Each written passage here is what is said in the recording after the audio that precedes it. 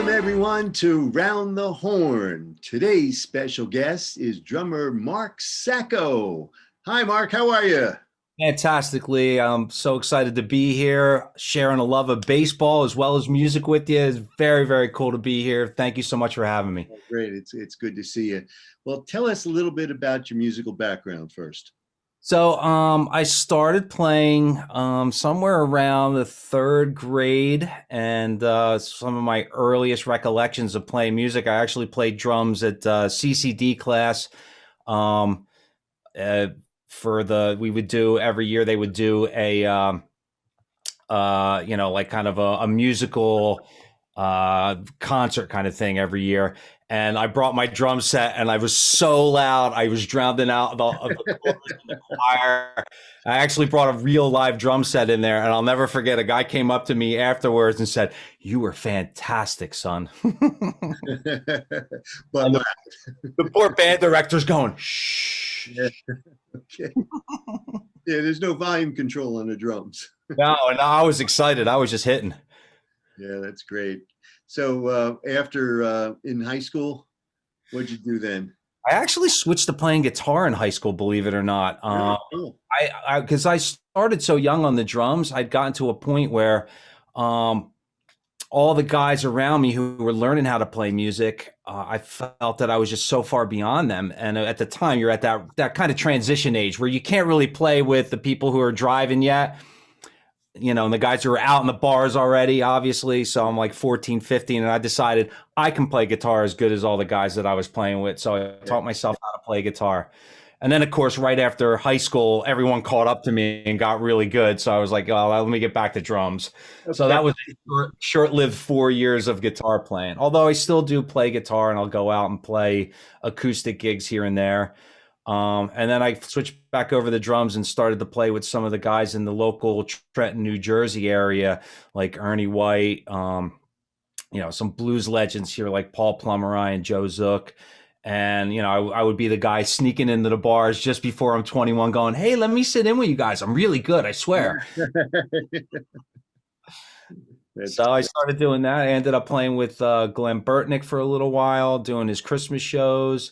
Recorded with Ernie White, handful of other acts, and currently I'm playing with a band called Jimmy and the Parrots is kind of my steady thing, as well as doing a weekly broadcast myself out of my studio, and all kinds of whatever I can play right now. With the pandemic and everything, it just gets crazy with getting a full band in a bar anymore, which is not going to happen. So we're trying to the bands are doing the outside stuff and doing small acoustic stuff on whatever, wherever will have us right now. We don't really care as long as we're playing. So Sure, exactly, right.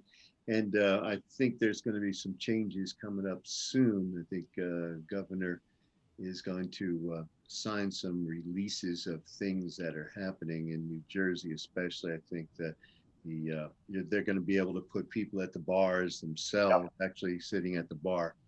And I know it's been over a year that I've actually had any DJ gigs whatsoever.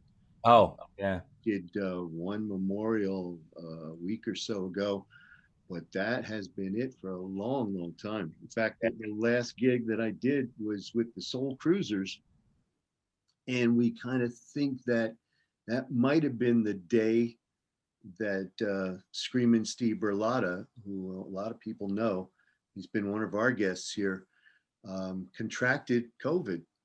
Oh, man. And then 2 weeks later, he's in the hospital, and then shortly thereafter in ICU. Yeah. And luckily, God was great to him. And his son is actually a doctor, came up from New Orleans to supervise his treatment and got him some of the most latest and greatest stuff to get him out of ICU and back on his feet again. And I think he just started playing gigs. Oh, that's great. That's great. A long time in trying to get his wind back. As a sax player, that's the toughest thing. Yeah, of course. It's something you can't fake. No, certainly not, man. Certainly not. So what bands are you playing with lately? So Jimmy and the Parrots, we actually have gigs outside scheduled coming up. It's coming up in June, it really starts to get heavy, and I got pretty much every Friday and Saturday filled up. Some of them are smaller gigs, some of them are outside park gigs or festival gigs, but it's so exciting to have gigs on the books again, because between November and I guess about the end of March, beginning of May, there was nothing. And that's when I started doing the live streams, Right. It was just the only way we can kind of get together. And early on, it was a lot of, I would have guests, like a Zoom thing, and then basically would have four people on and say, all right, you play a couple songs, and then I'll play a couple songs, and then somebody else will play a couple songs. Sure. Yes. Right. And then in February, actually January, as things started to open up a little more and people started to feel more comfortable, I started having people over in my studio here, and we would get 3 or 4 people together, stay 6 feet apart, and play some music. Yeah, that's great. That's great. Great. Yeah. It's really tough to see. And, as I mentioned, I did one memorial, and they had the table set up. They had, some people had, just wandered in and out, and they actually scheduled people to come in at a certain time so they wouldn't, be an overflow of people. And it was just so limiting as far as how many people you could actually have in the place at one time. Yeah. So, well, hopefully things get better real soon. Looking forward to it, man. Really are. I really am. And it's starting to open up, and we're starting to see signs of it. I played my first gig inside a bar on this past Friday, just a little acoustic thing with myself and Ernie White, and it was fantastic. It was just so great to be out in front of people again. Right. Great. So tell us about your involvement in baseball. First of all, I know you're a coach. Yep. So I coach youth baseball, currently with a baseball academy based in the Manalapan, New Jersey area, Sportica Baseball. I've been coaching youth baseball since 2007, and obviously first started with my son, who played baseball. Is actually still playing baseball at Immaculata University right now. Oh, very cool. Yeah, so he up until about 2012. 2013, he was 13 years old at the time, and that was the last year I kind of coached him and just said, all right, you're at that age right now where you're not listening to me anymore, and I can't coach you anymore, so you should go and find some other coaching. And what I had done at that time is I bounced back down and started coaching the younger ages again. I like to do anywhere between 9 and 13, basically, because that's kind of, I feel it's a really good age, because they're the 10-year-olds, 9 and 10 are not doing like the full baseball rules yet. There's no leading, no, Yeah, they're still in the league. Yeah. Everything is kind of lower key. But once you get to the 11s and 12s, that's a really, really good transition period where you're really kind of teaching real baseball with leading, throwing from the stretch, all those kinds of elements there. And it's a really good spot for me and a partner of mine, Anthony Spadola. We've been doing this together for years. And it's a really good sweet spot for us, we feel, to kind of bring those kids up to that next level of baseball. And then we have a whole concept and theory for transitioning from the smaller field to the bigger field once they go from 50, 70 or 46, 60, ball field size to that major league 60, 90 field. Right. We have a good transition theory on how to move those kids into that. So that's kind of our sweet spot right now, and we really, really enjoy it. Great. Now, as a player yourself, did you play in Little League, etc.? I played all through high school, and I played soccer and baseball. I actually got recruited for soccer in college, so I never kind of finished. That was kind of the end of it for me. I did 1 year of I think they called it Senior Babe Ruth at the time or something like that in the Central Jersey area. But that was kind of my last year as a 16-year-old, was the last year that I kind of played competitively. Hmm. Okay, that's Yeah. no problem. Everybody has their time when it's time to say, okay, maybe I'm not that good to continue as good as I can be. The best way I've heard it explained, Dave Gallagher, who played 9 years in the major. No, He's Dave, right? a Central Jersey guy, and he's his academy is where I started coaching professionally. Hmm. And he said he explained it. It's like, listen, there's a window that closes on every player, That's right. and it happens at a different time, but that window is always closing on you, and you have that time frame, and it closes at a different time for every player. For me, it was right around 16, 17, and that was it. Just happened with Jay Bruce, and unfortunately, I thought he had a lot more in the can, but he felt that he wasn't performing up to his own standards, so he said goodbye. So Yeah. it's tough to see him go sometimes, when you see some of the great players. And I remember Don Mattingly, when he retired, it was, because of an injury. His back was giving out on him all the time, and it wasn't something that he really wanted to continue doing. And of course, with today's medical surgeries and everything, he probably could have played a few more years. Same Right. thing with Sandy Koufax. He could have. Yeah, who knows? Like a lot of those guys who kind of like their careers got ended far too soon. If they were playing now, what would have happened to them with the advances in medical and training and everything that the Sure, right. players have available to them, right? I always tell kids that if you look up, and most of them have never heard of Nolan Ryan. I said, he's the guy that brought weights into the training room for pitchers. Back then, especially like in high school, you weren't allowed to touch a weight. You weren't allowed to do any push-ups, anything that was going to strengthen your shoulder or arms or put any stress on them. And he just never heard of it. And then all of a sudden you see Tom House and Nolan Ryan coming out with weights for pitchers. Yeah. Now, if you look at it, you look at the shape of the players today based on the players even 20, 30 years ago, it's completely different. Everyone is like a brick house right now. That's right. All of the players. Right. Although I saw a picture the other day, and I'm trying to think who he was throwing. He was against the Yankees. I mean, he was skinny as a rail, but still throwing 96. Oh. I don't think, it was more of a whip action. I don't think he had a muscle to his body. So it was kind of funny in that respect. If he was that tall, he's got the leverage, right? Yeah, that's right. The pitching mechanics as well as the swing mechanics. You create that whip with your body, and taller players, I guess, have the kind of the capabilities of taking advantage of that leverage. Right, tall and fall as opposed to drop and drive. Yeah, that makes sense. Now, as far as you're being a fan, who's your favorites? So, all right. So, as my son told me when he was, 10, 11 years old, you got to have a favorite in both leagues. So, I'm a Yankees fan. I'm a Yankees fan as far as the American League goes. And I've been a Dodger fan since the Steve Garvey, Ron Say days. Right.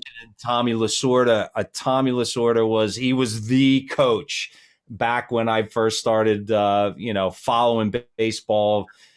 Before I was a teenager, and so I'm a Dodgers fan. And it's funny because I got the MLB.com up over here, and I'm watching the Dodgers get hammered by Chicago right now.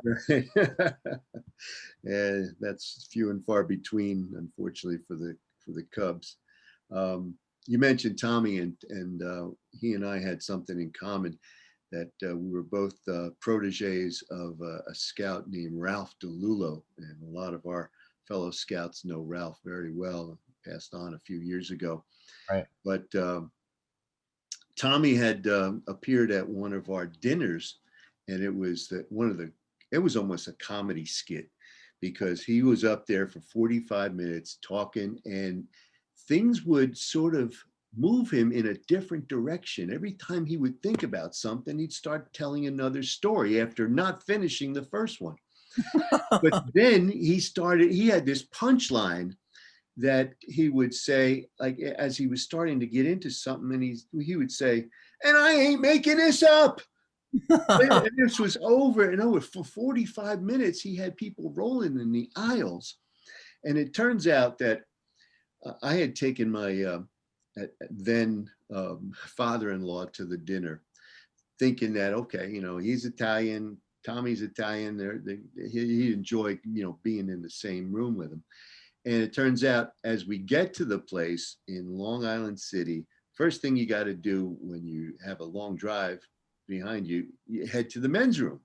And in there is Tommy, he's just getting done washing his hands.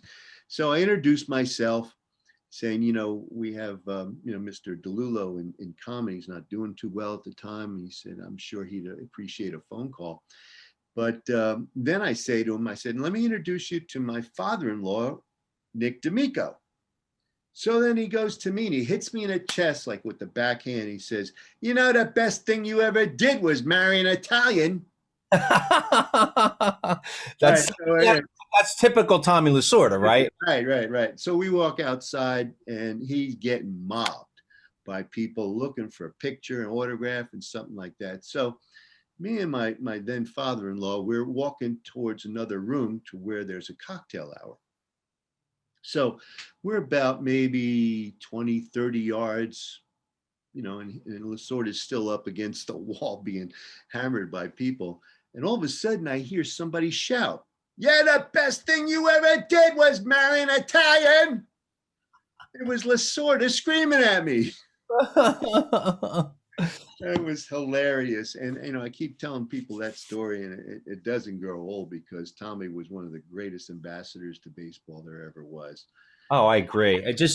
There's so many clips and footage of him in those environments, right? Doing those guest speaking engagements, stuff like that. But man, when he was on the field and he would go out and argue with umpires and stuff like that personality just came out, and it was so much fun to watch. It was sure. You never knew what was going to happen. Never knew it was coming out of Tommy's mouth, man. Absolutely. He's never belligerent, really, like an Earl Weaver.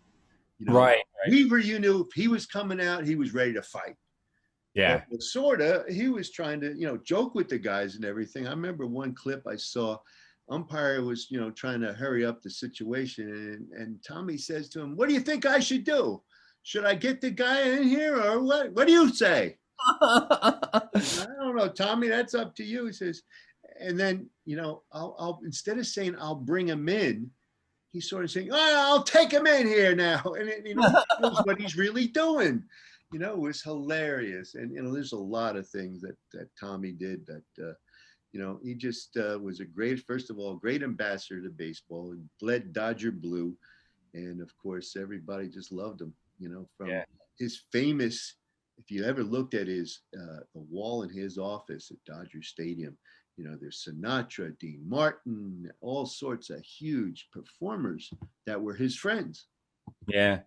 Yeah, I totally understand that, because again, we were talking a little bit about this, that there is kind of a bond between music and sports, but especially baseball. I mean, baseball has some very, very interesting connections. I mean, you even go you look at somebody like Bernie Williams. I know there's other guys that play music, but Bernie Williams, he played guitar professionally. Yeah, sure, right, yeah.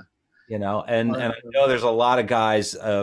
I don't think it happens so much now, but I remember back in the 80s, 90s, where guys would have a drum set in the locker room and stuff like that, and guys would jam, be in and out of training and stuff like that. It is such a almost kindred spirit between musicians and baseball players. Great.